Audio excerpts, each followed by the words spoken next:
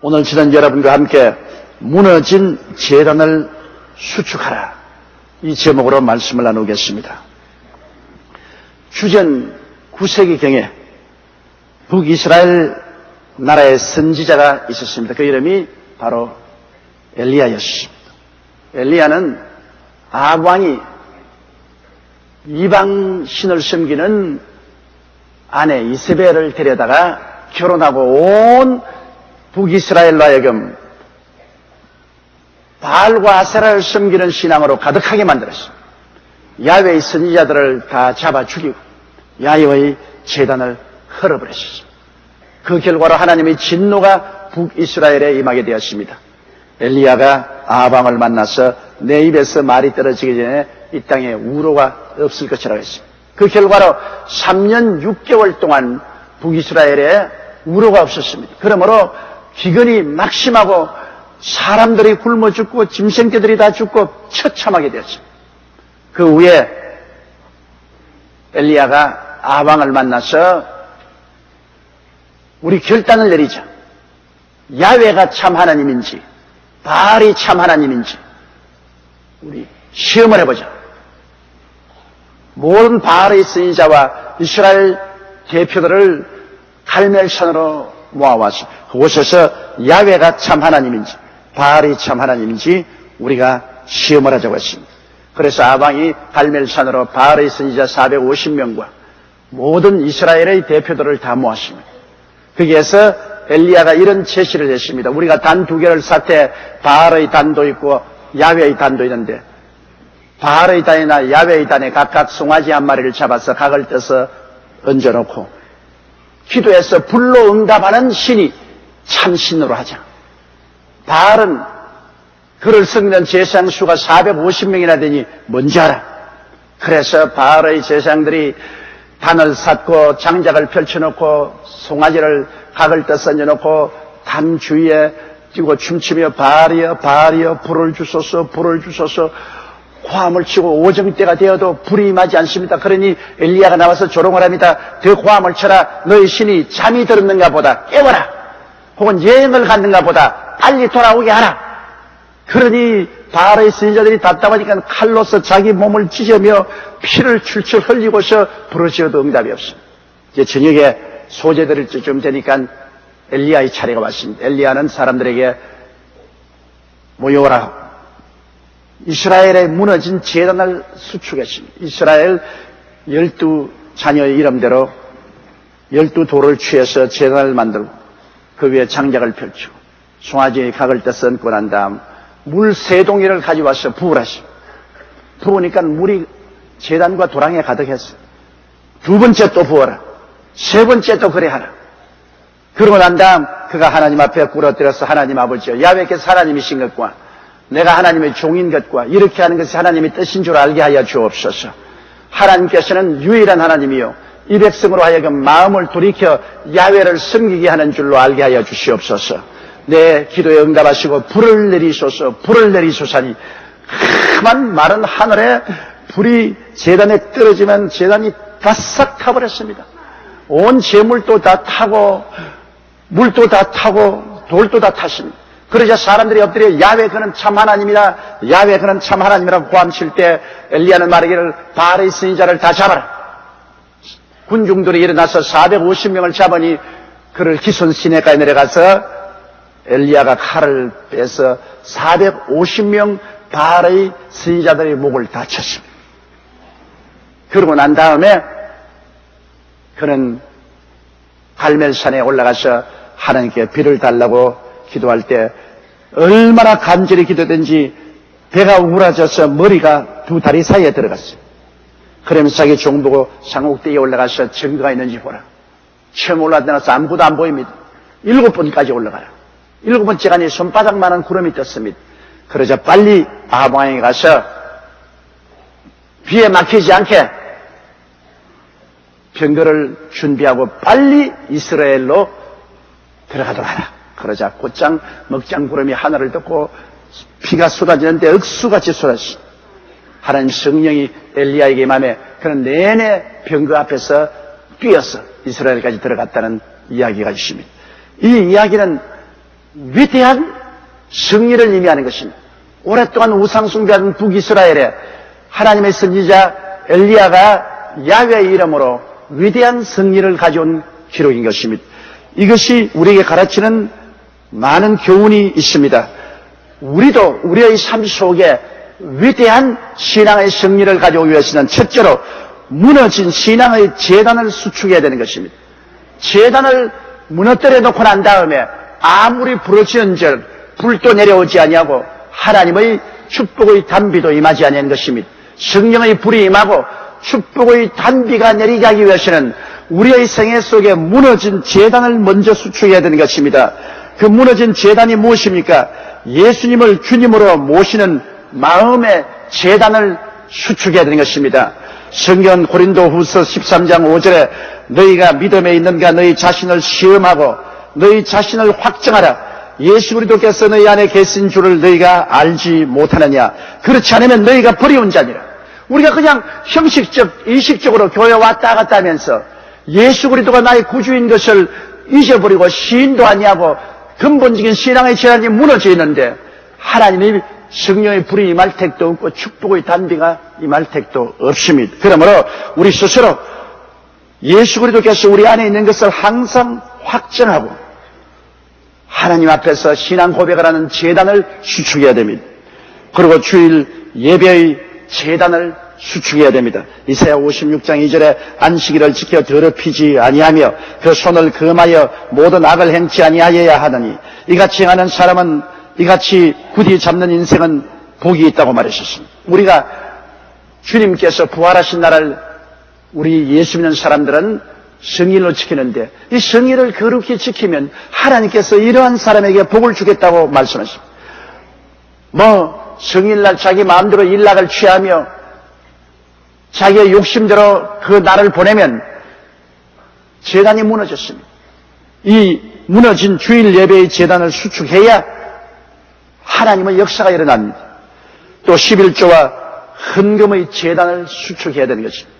11조와 헌물을 도둑질하고는 하나님 앞에 기도해서 성령의 불이 임하거나 축복의 단비가 내릴 수 없죠. 말라기 3장 9절로 12절에 너희 곧 온 나라가 나의 것을 도둑질하였으므로 너희가 저주를 받았느니라. 만군의 야훼가 이르노라. 너희의 온전한 11조를 창고에 들여 나의 집에 양식이 있게 하고 그것으로 나를 시험하여 내가 하늘 문을 열고 너희에게 복을 사할 곳이 없도록 붙지 아니하나 보라. 만군의 야훼가 이르노라. 내가 너희를 위하여 황충을 금하여 너희 토지 소산을 멸하지 않게 하며 너희 밭에 포도나무의 과실로 기한진에 떨어지지 않게 하리니 너희 땅이 아름다워짐으로 열방이 너희를 복되하리라. 만군의 야훼의 말이니라. 여기에서 손으로 하는 산업에 복을 주어서 저주가 임하지 못하도록 함으로 복되게 하겠다고 말씀하는 것입니다. 오늘날 우리가 하는 모든 산업에 하나님의 복이 임하도록 모든 회방과 불안과 저주를 제하여 주시겠다고 하시니 이와 같이 11조와 헌금의 재단을 재수축해야 하나님 앞에 우리가 올바로 설 수 있습니다. 그리고 말씀 공부의 재단을 수축해야 됩니다. 디모데후서 3장 16절로 17절에 모든 성경은 하나님의 감동으로 된 것으로 교훈과 책망과 바르게 함과 의로 교육하기에 유익하니 이는 하나님의 사람으로 온전케 하며 모든 선한 일을 하기에 온전케 하리며 우리 신앙이 온전케 되기 위해서는 끊임없이 말씀을 읽고 묵상하고 공부해야 돼요. 말씀이 우리 속에 들어가서 우리를 변화시키는 것입니다. 그렇기 때문에 말씀 공부의 재단을 쌓아야 돼요. 우리가 매일 하나님의 말씀을 읽고 묵상하고 기도하는 말씀의 재단이 허물어지면 하나님의 역사는 사라지는 것입니다. 그리고 또 기도의 재단을 수축해야 되는 것입니다. 누가복음 21장 34절로 36절에 너희는 스스로 조심하라. 그렇지 않으면 방탕함과 술취함과 생활의 염려로 마음이 둔하여지고 뜻밖의 그날이 듣고 같이 너희에게 임하리라. 이러므로 너희는 장차 올 이 모든 일을 능히 피하고 인자 앞에 서도록 항상 기도하며 깨어있으라 하시니라. 기도하지 않으면 잠듭니다. 세상에 탐욕이 홍수같이 휘몰아치기 때문에 탐욕의 깊은 잠에 빠져버리고 맙니다. 기도해야 탐욕의 잠에서 깨어있을 수 있으니 기도의 재단을 수축해야 돼요. 우리가 그냥 왔다 갔다 하면서 기도를 등한히 하면 안 됩니다. 언제나 우리는 기도의 재단에 매달려 있어야 되는 것입니다. 여러분, 한국인의 종교 실태와 종교 의식을 한국갤럽조사연구소에서 97년도에 조사한 것을 보니까 우리나라 종교인 분포 중에 개신교가 20.3%로 불교, 천주교 외 종교보다 가장 앞서 있습니다. 84년도 조사 이후 개신교가 처음 앞선 주 원인을 보니까 97년도 조사에 기도를 많이 하고 성경을 많이 읽으며 헌금을 많이 함으로 말미암아 타 종교보다 월등하게 성장했다고 말했습니다. 개신교인 약 60%가 11조 생활을 하고 있는데요. 84년에는 42%였으나 97년 전에는 57.7%가 11조를 드리고 있는 것을 볼 수 있는 것입니다. 이와 같이 우리 개신교가 성장 발전하는 것은 기도를 많이 하고 성경을 많이 읽고 헌금을 많이 하는 이 역사가 일어나기 때문에 하나님께서 응답을 해주신 것입니다. 우리는 또한 전도의 재단을 수축해야 되는 것입니다. 디모데후서 4장 1절로 2절에 하나님 앞과 산자와 죽은 자를 심판하실 그리스도 예수 앞에서 그의 나타나실 것과 그의 나라를 두고 은히 명하노니 너는 말씀을 전파하라. 때를 얻든지 못 얻든지 항상 힘쓰라. 때를 얻든지 못 얻든지 항상 있는 그 자리에서 전도에 힘쓰라. 이 전도의 재단입니다. 이거 허물어지면 안 돼요. 마가복음 16장 15절에도 너희는 온 천하에 다니며 만민에게 복음을 전하라. 우리나라 민족만 아니라 다른 민족 모든 족속에게 복음을 전하라고 말한 것입니다. 재단을 수축한다는 것은 잘못된 삶을 회개하고 바로 서는 것을 말하는 것입니다. 여러분, 재단을 수축하고 난 다음에야 기도하면 불이 떨어지는 것입니다. 엘리야가 재단을 수축하고 난 다음 재물을 얹어놓고 기도할 때 불이 떨어진 것처럼 우리의 재단을 수축하고 예수 그리스도 이름으로 우리가 하나님께 부르짖을 때 성령의 불이 떨어지는 것입니다. 성령의 불이 떨어져야 돼요. 성령의 불이 떨어져야 하나님 아버지와 예수님께서 참 하나님 것이 증명되는 것입니다. 이 세상에 우상과 사신이 가득하고 다른 종교가 많은데 진실로 우리 하나님 아버지와 예수님께서 유일한 구주가 되심을 무엇으로 증명합니까? 하늘에서 불이 떨어져야 됩니다. 성령의 불이 우리 마음속에 가득히 임해야 되는 것입니다. 그러기 위해서는 우리의 생활 속에 제단을 수축해야 되는 것입니다. 허물어진 제단 가지고는 아무리 부르짖어봤자 역사가 일어나지 않습니다. 회개해서 제단을 수축하는 여러분 되시기를 주의 이름으로 축원합니다. 둘째로 불이 떨어지고 난 다음에 엘리야가 뭐라고 말했습니까? 바알의 선지자를 다 잡아라. 그리고 그를 기손 시내가에 데려가서 칼을 들고 목을 쳐서 다 죽였습니다. 이 바알의 선지자 450명이라는 것은 사탄을 상징하는 마귀와 귀신의 제자들인 것입니다. 우리가 제단을 수축하고 성령의 불이 임하면 그 다음 우리의 삶 속에 붙어서 댕기던 귀신들을 다 쫓아내야 되는 것입니다. 오늘날 안 믿는 사람은 말할 필요 없이 공중에 번시 잡은 악의 영에 잡혀 있지만은 믿는 사람들이 너무나 많이 귀신들하고 같이 삽니다. 주여 주여 이름을 부르면서 귀신이 아예 몸에 주렁주렁 붙어 있습니다. 우리가 하나님 앞에 제단을 수축하고 성령의 불을 받고 난 다음에는 우리의 생애 속에 귀신을 다 때려잡아야 돼요. 주님께서는 마지막 떠나기 전에 너희가 내 이름으로 귀신을 쫓아내라고 말했어요. 귀신이 없는데 왜 쫓아내라고 하겠습니까? 예수님께서 복음 전도를 시작하신 후 가장 강도 깊게 행하신 것이 귀신을 쫓아내며 병을 고치는 것입니다. 예수님이 쫓아낸 영들 중에 보면은 더러운 귀신이 있습니다. 나사렛 회당에 더러운 귀신 들린 사람이 있었다고 누가복음 4장 33절에 말했습니다. 주님이 더러운 귀신을 쫓아내며 그가 쓰러져 호암을 치고 나갔다고 말한 것입니다. 그라사 지방에 거하던 군대 귀신 들린 자도 벗은 채 무덤 사이에서 고함고함 치며 자기 몸을 상처 입히고 있었습니다. 누가복음 8장 29절에 예수께서 이미 더러운 귀신을 명하사 이 사람에게서 나오라 하시니까 돼지떼에 들어가기를 간청하며 허락한지라 2000여 마리의 돼지떼에 들어가니 돼지가 갈릴리 호수로 뛰어들어 몰사했다고 기록하고 있는 것입니다. 오늘날 세속 문화는 더러운 귀신으로 꽉 들어차 있습니다. 병든 인류가 지향하는 병든 문화는 모두 다 더러운 귀신이 오늘 만들어냅니다. 모든 분야, 처처에 더러운 귀신에게 사람들이 잡혀있어도 무감각합니다. 더러운 생각, 더러운 말, 더러운 행동, 더러운 소설, 더러운 비디오, 더러운 영화, 이 세상에 어느 곳에 가서 추하고 더럽지 않은 것이 되십니까? 더러운 귀신은 가는 곳마다 문화라는 이름으로 사람들을 부여잡고 더러움 속에서 살게 만들고 멸망을 받게 만드는 것입니다. 더러운 귀신을 쫓아내야 돼요. 같이 살면 안 돼요. 더러운 귀신이 오늘 여러분의 안방에 함께 들어와 있으면 안 돼요. 그 다음 악한 귀신이 있습니다. 예수께서 하신 말씀 중에 더러운 귀신이 사람에게 나갔을 때 물 없는 곳을 다니며 쉬기를 구하되 얻지 못하고 나온 집으로 돌아보니 비고 소지되어 술이 되었거늘 이에 가서 저보다 더 악한 귀신 7을 데리고 들어가서 그 안이 그 사람의 나중 형편이 전보다 더욱 심하게 되니라. 이 악한 세대가 또한 이렇게 되라. 악한 귀신은 사람들의 마음속에 들어와서 악하게 합니다. 악은 자기 스스로를 괴롭히고 남을 못 살게 괴롭힙니다. 악한 귀신에 잡힌 남편은 아내와 자식들을 못 살게 괴롭힙니다. 악한 귀신이 들어간 아내는 남편을 못 살게 고통을 줍니다. 악한 귀신이 들어간 사람은 사회와 국가 속에서 몹시 악한 일을 행하고 가는 곳마다 고통과 파괴를 가져옵니다. 악한 귀신 쫓아내야 돼요. 오늘 우리 한국 사회에 악한 귀신이 꽉 들어차서 물고 찢고 못 살게 만드는 것입니다. 거짓말한 귀신을 또 쫓아내야 돼요.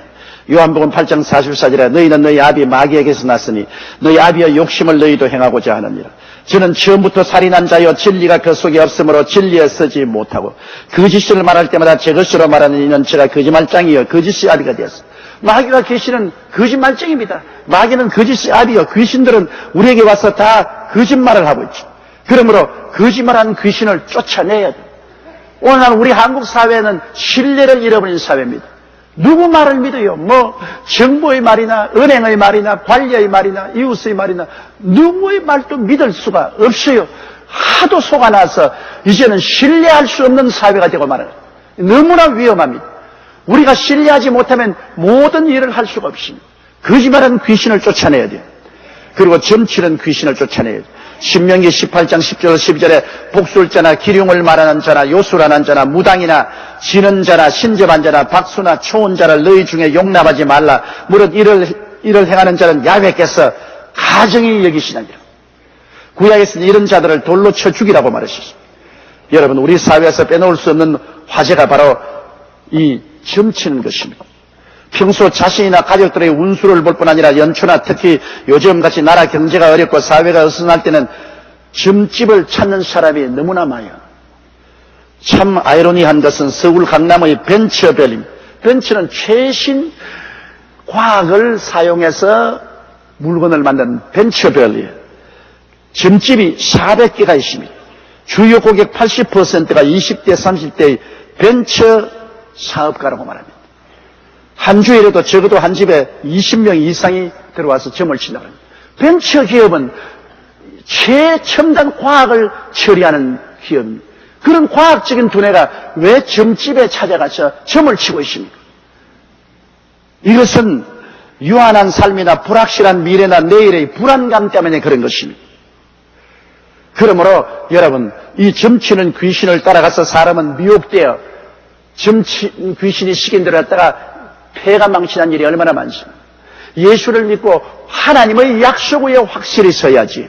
점치는 귀신의 말을 듣고 나갔다는 큰일 나는 것이니 이 점치는 요행을 말하고 사행심을 조장하는 이 점치는 귀신을 내어 쫓아야 됩니다.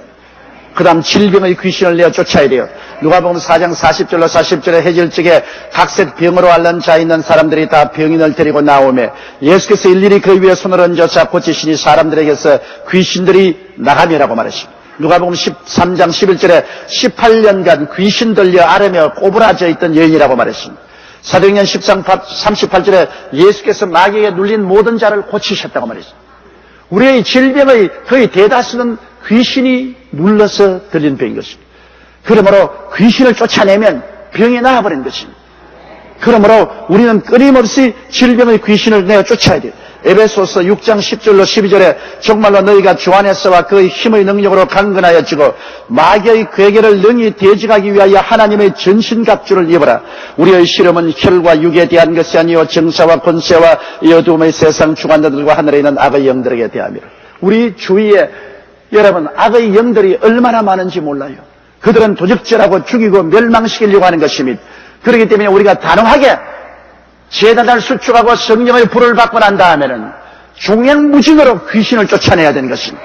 오늘 사람들이 정상적인 사람의 마음을 갖지 못하고 귀신의 마음을 갖고 있습니다.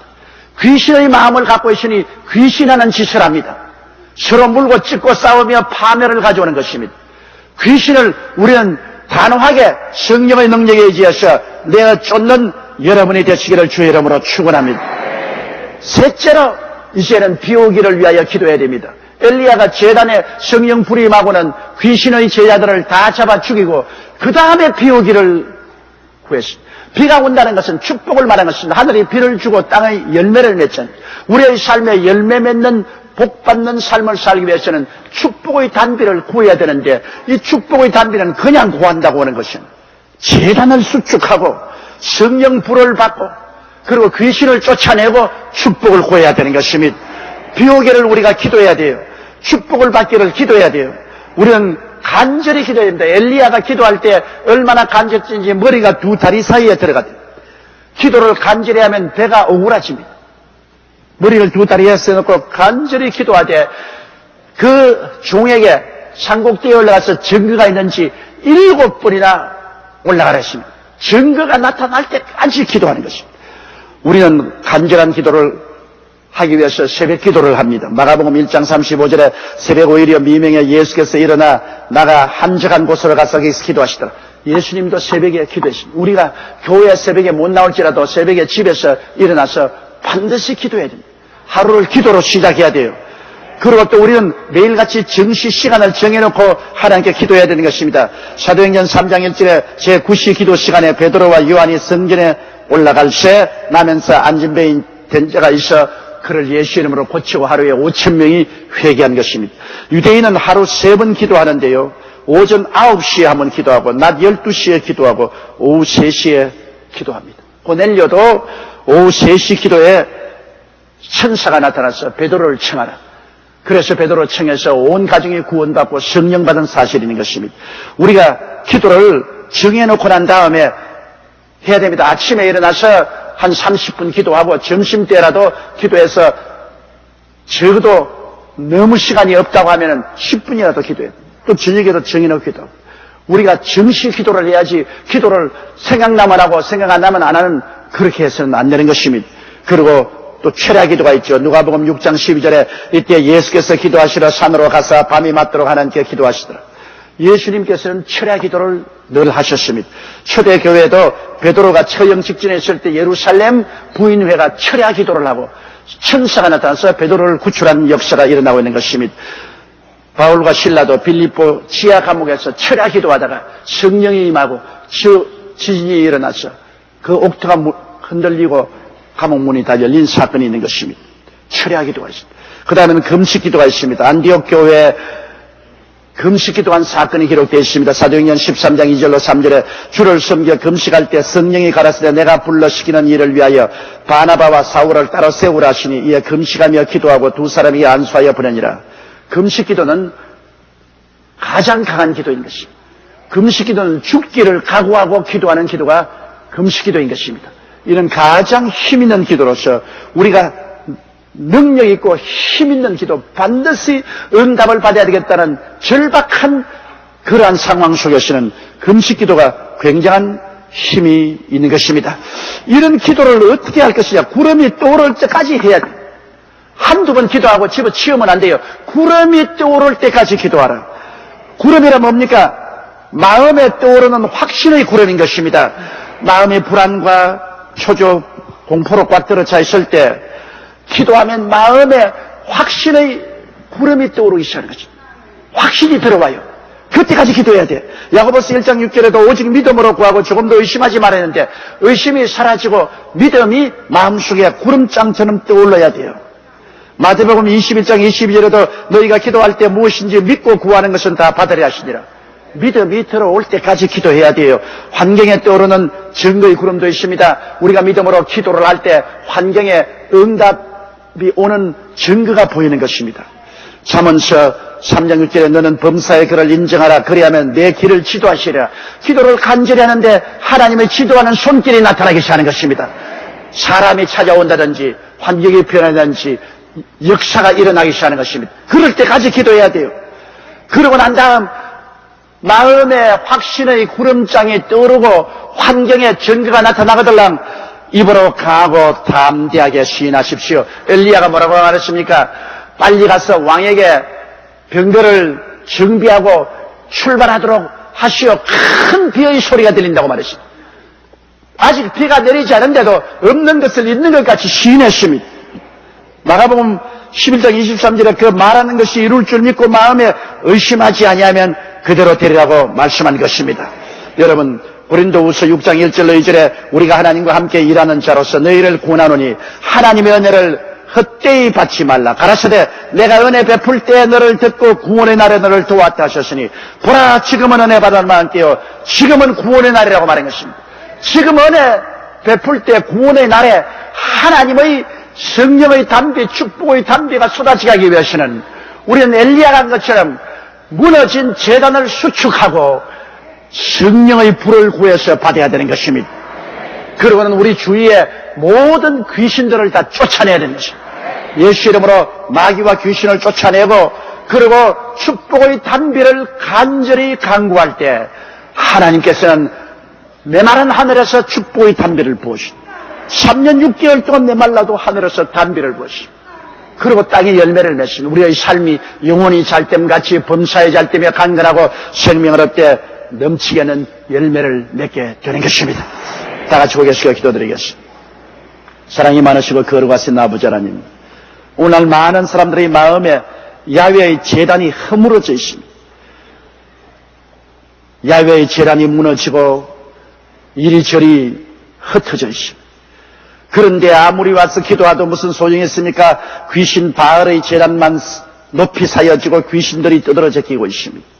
하나님 아버지여, 우리가 그냥 주님 앞에 엎드려서 복을 달라고 하지 말고 먼저 마음에 무너진 제단을 수축하게 도와주시옵시고 확실히 예수 그리스도 이름을 통하여 기도하여 성령의 불을 받게 도와주시옵시고 성령의 불을 받지 않고는 우리가 마귀를 이길 수가 없습니다. 성령의 불을 받고 우리 주변에 있는 모든 귀신들을 다 쫓아내고 그리고 단호한 기도를 통하여 하늘에서 축복의 담비가 쏟아지게 하여 주시옵소서. 하나님께 복을 받아 성공적이고 승리적인 삶을 살 수 있도록 복을 나려 주시옵소서. 예수님 이름으로 기도드리옵나이다. 아멘.